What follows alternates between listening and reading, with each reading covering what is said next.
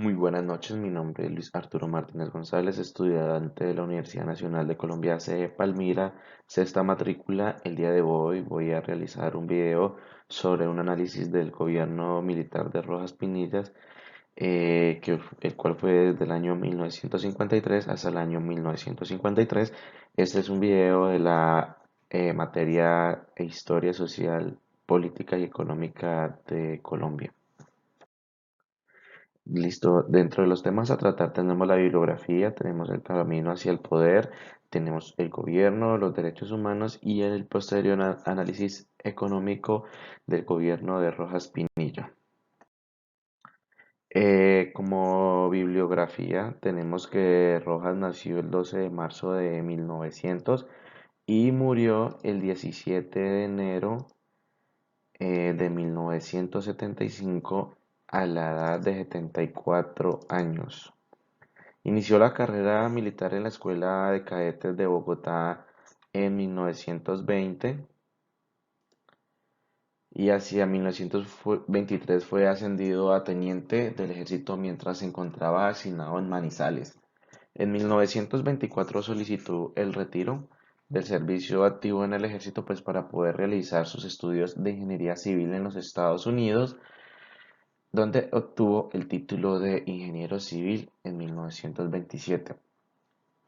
Ya en 1932, con motivo del conflicto entre Colombia y Perú, el capitán Gustavo Rojas Pinilla se vinculó de nuevo al ejército colombiano. En 1942 fue nombrado director de la Escuela de Avias de Artillería y en el 43 fue enviado a una misión oficial especial entre el gobierno de Estados Unidos para la consecución de armas y materiales para las fuerzas militares.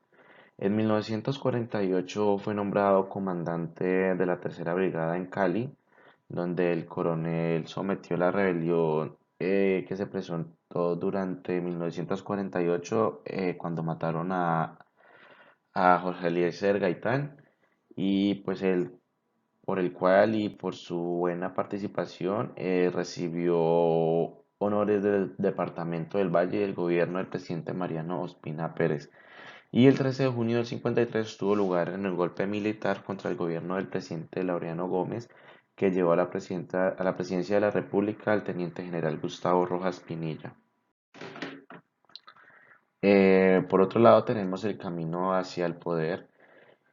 Pues para hacer un contexto, ante como el colapso continuo del orden público por las constantes denuncias de la oposición, o sea, de los liberales, sobre los abusos y brutales masacres que se presentaban en las zonas rurales y urbanas, y pues el gobierno actual tenía un miedo hacia un golpe militar, así que Roberto Urdaneta, el actual reemplazo del presidente,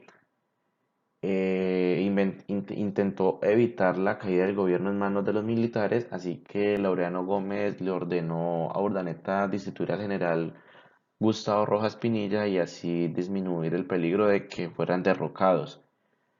Muchas veces Laureano Gómez intentó destituir a Pinilla y reemplazarlo por un militar que tuviera su visión, ya que Laureano Gómez era un fascista, seguía mucho los ideales del nazismo y era uno de los principales persecutores de los liberales y su movimiento como tal. Como sabemos, Laureano Gómez tuvo un infarto y tuvo que desplazarse hacia Estados Unidos y pues desde el hospital quiso frenar a Pinilla, pero entonces Rojas Pinilla al ver que lo querían destituir de su cargo, buscó relacionarse con otras personas que tuvieran poder e influencia en la política para que lo ayudaran a derrocar a Laureano Gómez, así que encontró un apoyo en Gilberto Alzate Avendaño, el cual junto a Rojas Pinilla planearon el golpe de Estado y una vez llevado el golpe de Estado, Alzate no quiso hacerse responsable en público sobre el golpe de Estado, así que por consecución propia a Pinilla le tocó asumir el poder. Pero entonces Roja no se prefirió como a un golpe de Estado, sino como a un golpe de opinión. Además, él tenía el apoyo de los liberales conservadores, además del sector empresarial y de la iglesia, ya que todos estaban cansados de la época de guerra que estaba viviendo el país y lo nombraron el segundo liberador. Pues como ya sabemos, los elementos totalitarios que presentó Laureano Gómez para Rojas fue el cerrar el Congreso y declarar el Estado en sitio, además de eliminar las garantías para la oposición y mantenerse en una violencia generalizada. Además, la carrera brillante de Rojas, que logró pues un grado de teniente general y que lo hizo presidente o también dictador a partir del 13 de junio del 53, nace a raíz pues de la violencia bipartidista entre conservadores y liberales que desató la muerte de Gaitán y que fue agudizando con la aparición de las guerrillas liberales y comunistas. Rojas Pinilla se presentó ante los colombianos comerciantes y políticos y élites del país como el gran salvador del país. Para el 18 de junio de 1953 había pues quedado libre la vacante de presidencia, así que la ANAC expide un acto legislativo número 1 que declaró la vacante presidencial y ante este poder Rojas Pinilla quedó declarado presidente y por medio de este mecanismo se legitimizó su gobierno. Bueno, entonces aquí vemos la frase de Rojas Pinilla. En su primera locución presidencial dijo que la paz y justicia y libertad para todos. Y dice que la patria no puede vivir tranquila mientras tenga hambre sus hijos y desnudez. A partir de ello empezó a construir su estructura de gobierno. Bueno, en los primeros años de su gobierno, Rojas Pinilla pacificó progresivamente el país mediante una fuerte disciplina militar y pues ya los líderes de los bandos y los cuales causaban el conflicto interno entregaron sus armas y gradualmente se fueron desmovilizando. Entonces el apoyo del presidente duró poco porque él declaró al movimiento comunista como ilegítimo y así que surgieron guerrillas comunistas y pues ahí el presidente fue perdiendo apoyo por ahí, por esa parte. Según sus ideas, sin la justicia social sería muy difícil la paz y mucho menos la libertad. Entonces él decía que no se puede hablar de paz sin justicia social y una justa distribución y goce de las riquezas. Para Rojas Pinilla poder lograr esas metas socioeconómicas era muy indispensable estimular el trabajo y facilitar por parte del gobierno la asistencia social, la educación, la orientación técnica y los beneficios de la justicia social que defenderían al trabajador no solo como productor de riqueza, sino como un elemento humano. Entonces, ahí promovió todo lo que es la protección, promovió la industria y generó muchos beneficios para los empresarios del país. También para Rojas Pinilla era indispensable el fortalecimiento de la vocación para la masa colombiana, que es un punto muy favorable para él. Entonces, en un pueblo con mayoría analfabeta, pues decidió fortalecer la educación popular y técnica a través de la mejoración de la educación rural con nuevas tecnologías de agricultura y la cultura popular, estimuló los programas de las escuelas radiofónicas y la programación de la televisión educativa, que pues eso lo inició en Colombia durante su administración. Y además la cultura popular no debía estimularse con medios rudimentarios, sino aprovechando los medios tecnológicos avanzados de la época, que es un punto muy favorable. El gobierno militar de Gustavo Rojas Pinillas auspició la construcción de numerosas obras, destacando entre ellas la terminación del ferrocarril del Atlántico, también la terminación de las principales troncales del país, la creación del SENA, Servicio de Aprendizaje Nacional, que hasta el son de hoy aún sigue funcionando. También se creó el Banco Popular, el Banco Ganadero, la construcción del aeropuerto del Dorado y entre muchas obras más. También mejoró muchos sistemas de acueductos, alcantarillados, introdujo la televisión en el país y automatizó la telefonía urbana y rural para el fortalecimiento de las comunicaciones. Durante su administración terminaron las obras de acería de Paz del Río y el hospital militar. Además creó el Instituto Sendas, que fue pues, dirigido por su hija. Y esto auspició los mercados populares, los aguinaldos de los niños pobres, promovió los restaurantes escolares, las guarderías y creó centros de bienestar social en las ciudades y campos. Y además se preocupó por la vivienda popular, la casa campesina y el seguro campesino y la bolsa de empleos. Además, otro punto a favor es que reconoció el voto de la mujer y le dio voz en las decisiones tomadas por el pueblo de manera general que las mujeres para ella elegirían lo que es correcto en pro de su bienestar y el de sus semejantes, así le considerase.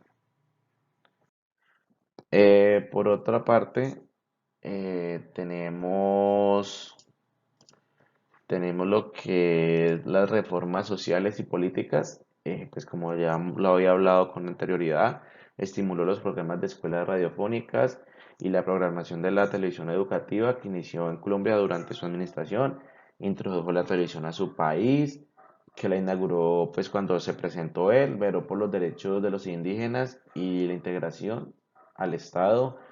También automatizó la telefonía urbana, fortaleció la educación con la creación de institutos educativos, propuso la creación de nuevas escuelas, colegios y universidades, impulsó la cultura popular aprovechando los medios tecnológicos y creó la Secretaría Nacional de Asistencia Social Sendas, la cual expuse con anterioridad.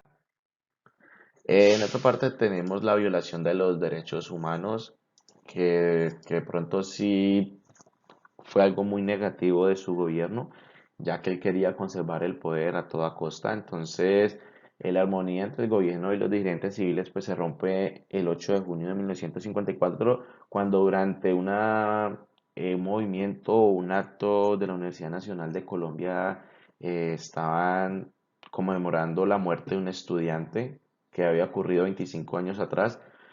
Culminó con la muerte, nuevamente con la muerte de un estudiante. O sea, y después de la muerte de estudiantes se hicieron otras movilizaciones en la cual el Batallón de Colombia abrió fuego contra los estudiantes y hubo un saldo de 13 muertos. Entonces el gobierno no adquirió su responsabilidad y y le echó culpa a la oposición. A partir de ahí surgieron censura y represión, en la cual tuvo un fuerte enfrentamiento con la prensa y hizo expedición de normas legales que pretendían pues proteger a los funcionarios de posibles injurias y calumnias de la prensa. Así que el 30 de septiembre de 55 él instauró la censura y posterior clausura de los diarios de oposición, que es el tiempo del espectador, pero siguió funcionando bajo unos nombres, pero que él mismo puso y tenía que ser información procesada por el gobierno. Asimismo, el régimen de Rojas Pinilla instauró la persecución religiosa contra el protestantismo, o sea, los cristianos, y pues en medio de eso encarceló una estadounidense, pues por promover eso y promover el comunismo. Em, También otro aspecto negativo, pues no negativo, pero sí negativo para la clase alta, ya que aumentó el impuesto, pero esto tuvo unos efectos negativos, ya que hubieron más de 400 personas arrestadas y fuera de eso compró helicópteros para estar en pro de evitar estas confrontaciones y compró uno para si le tocaba huir en un momento dado. También una parte muy negativa fue que, pues como él estaba enfocado en los proyectos de minería, estaba comprando muchas dinamitas y a causa de su mala manipulación causó demasiadas muertes y la más impactante en Cali cuando el ejército dejó parqueados unos camiones en la ciudad de Cali y esta explotó y tomó la vida aproximadamente de 4.000 personas. Esto fue una de las peores historias de su mandato. Y por otro lado tenemos el incidente de la Plaza de Toro, en donde pues un domingo su hija y su esposo fueron a ver la corrida de toros y pues fueron chiflados por las personas, así que en medio de su rabia contrató agentes secretos, prácticamente 1.000 entradas para mirar cuáles fueron los revoltosos. Y una vez identificados fueron golpeados, fueron acribillados, y pues aún se desconoce el número de muertes que causó ese día. Por otro lado, tenemos los indicadores económicos. Aquí tenemos el comportamiento pues, de proporción de ingreso y gasto público como proporción del PIB. Podemos ver que hasta el 1955, cuando empezó a descender, sin embargo, las cifras encontradas no revelan un incremento sustancial. El gasto público aumentó, pero moderadamente, si se tienen en cuenta los niveles precedentes para contraerse en 1957 y recuperarse en el 58. Durante el periodo considerado, el incremento del ingreso rebasó el gasto hasta 1955, cuando se revertió esa tendencia mostrando signo negativo, pero se recuperó en el 57. Lo destacable es la expansión del ingreso en dicho periodo sin que el gasto haya crecido de manera significante. Por otro lado, tenemos el comportamiento real per cápita. Pues es un hecho significativo, fue que en este periodo la brecha salarial campo-ciudad fue notoria. Lo atinente al salario mínimo legal aumentó y se produjo en 1956 por disposiciones legales que establecieron incrementos a la larga duración. En ese año se duplicó el nivel para las zonas urbanas y luego se reajustó en 1957. Por otro lado, tenemos las exportaciones. La balanza comercial durante el periodo fue deficitario, tuvo un déficit negativo, excepto en el inicio y final del gobierno, que fue en 1953 y en el 57.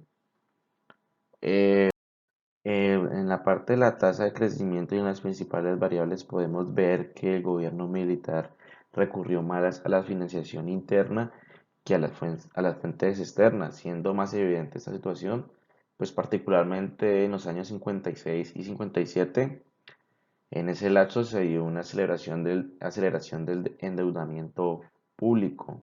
Como lo podemos ver en la siguiente tabla, el aumento de la deuda pública en Colombia interna ha sido demasiado alta y no se ha endeudado, pues no se endeudó tanto con capital extranjero, sino que la deuda fue nacional y como podemos ver en el 56 fue demasiado alta y en el 57 y 58, aunque más que todo en el 57 fue donde estuvo el mayor endeudamiento interno, en el cual el Banco de la República se vio comprometido a financiar el gobierno.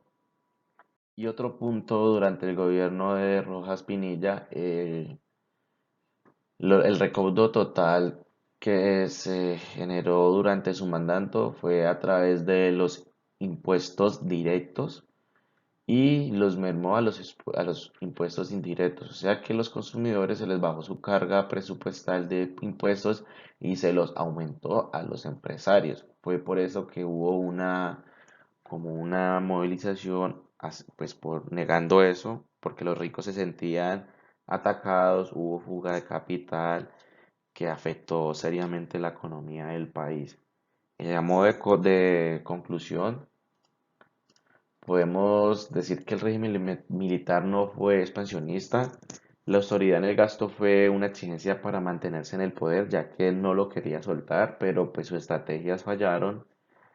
Eh, Rojas Pinilla se vio obligado a frenar gradualmente su programa de gasto público en los últimos años de su gobierno y reimplantar severos controles a las importaciones desde fines del 54 y restablecer un mercado cambiario libre a comienzos del año siguiente. Y pues pese a la violación sistemática a principios de los derechos humanos, se es posible considerar que la gestión de Rojas Pinilla marcó un antes y un después de la política historia de Colombia. Además, él dinamizó pues paulatinamente el aparato productivo de la nación, la actualización de la malla de la infraestructura y entre otros aparatos que trazaron un nuevo devenir político y pues ideológico del país y pues a decir verdad marcó un desarrollo nuevo para nuestro país. Muchas gracias por ver el video, hasta luego.